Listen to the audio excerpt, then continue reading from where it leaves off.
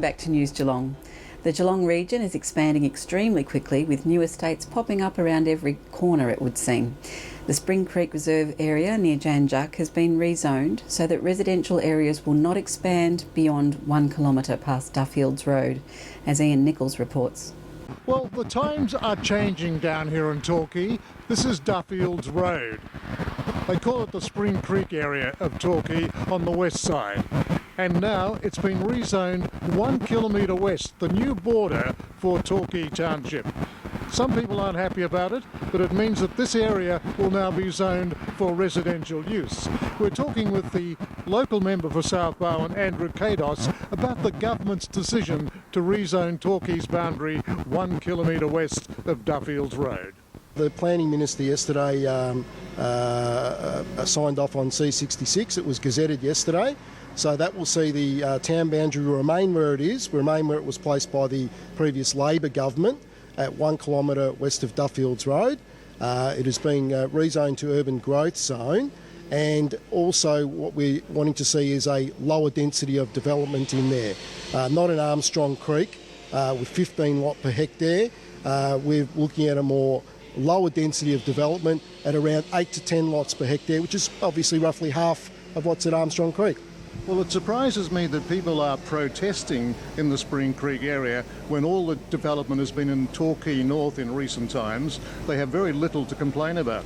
Well, look, people are entitled to their views, and people will always, planning is a contentious matter, and whenever a planning decision is made, there will always be someone that's not pleased with the planning decision. That will happen forever and a day, but what we're also doing to ensure the rest of the certainty around the Spring Creek Valley is to have the land from the 1 kilometre west to Bellbrae as a green break.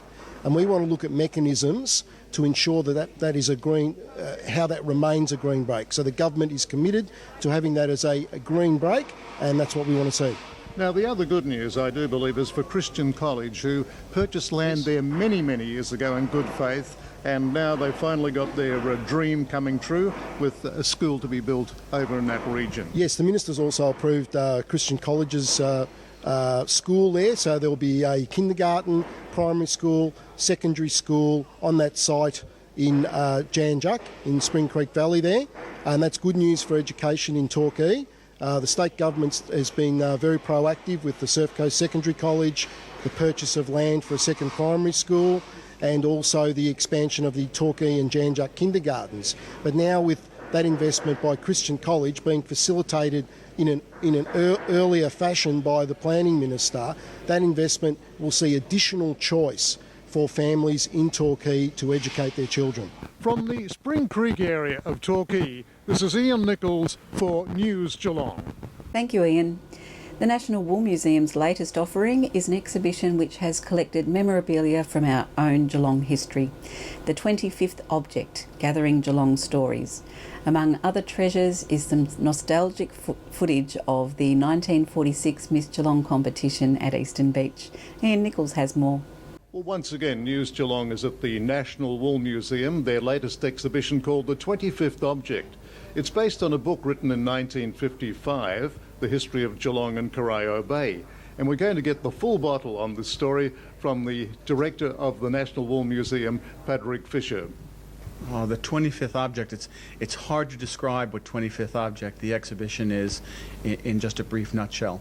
But essentially in what it is it is 24 objects and about 150 related stories from Geelong and the region, and it is our next step at the National Wool Museum in our journey in becoming a broader showcase for Geelong's stories and Geelong's heritage.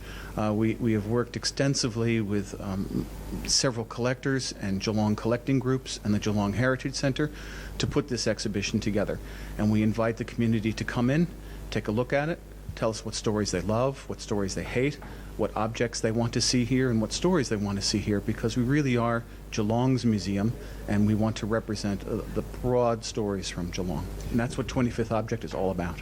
Well, it's a great idea to grow the museum, isn't it? We've concentrated for decades on wool, and rightly so, but there's a lot more to know about Geelong. Oh, that's absolutely true, and wool will always be at the heart of this museum. I mean, it's the wool store is the building that we're in. Wool is really what grew Geelong and made Geelong, and it really always will be at the heart of this museum. But there's so many other stories and so much more to Geelong and the region beyond just wool. And as a cultural and community destination for our residents and for our visitors and for our school kids, we need to be telling that broader story, and we need to be doing it in partnership with organizations like the Heritage Centre and the history groups and the Maritime Museum. So that's what this is. That's what this is all about. Well, now, I'm absolutely fascinated, like most people, I would think, with the Hearn's Great Bronchitis Cure poster. Isn't it a beauty?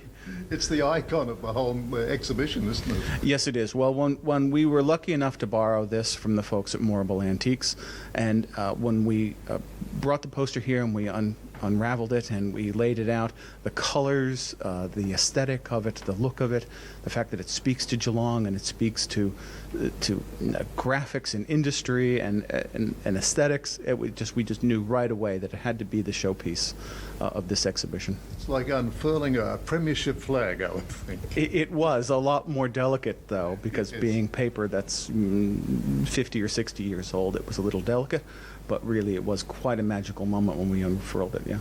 Well, it's a fascinating exhibition. You've done nothing like this in the past, have you? We have not, and in terms of the way the exhibition is designed, to make it look like it's a work in progress, like you're coming into a design studio and seeing the whole exhibition process. Not many museums that I know of have ever done exhibitions like this, so it's kind of a little bit raw and a little bit unfinished, but that's very purposeful because we want people to see the exhibition process and how exhibitions are put together and then be able to make their own comments. And when visitors come in, they'll see that there are information boards around the exhibition where comments have been handwritten and then posted up on there. So the exhibition is changing all the time, just a little bit.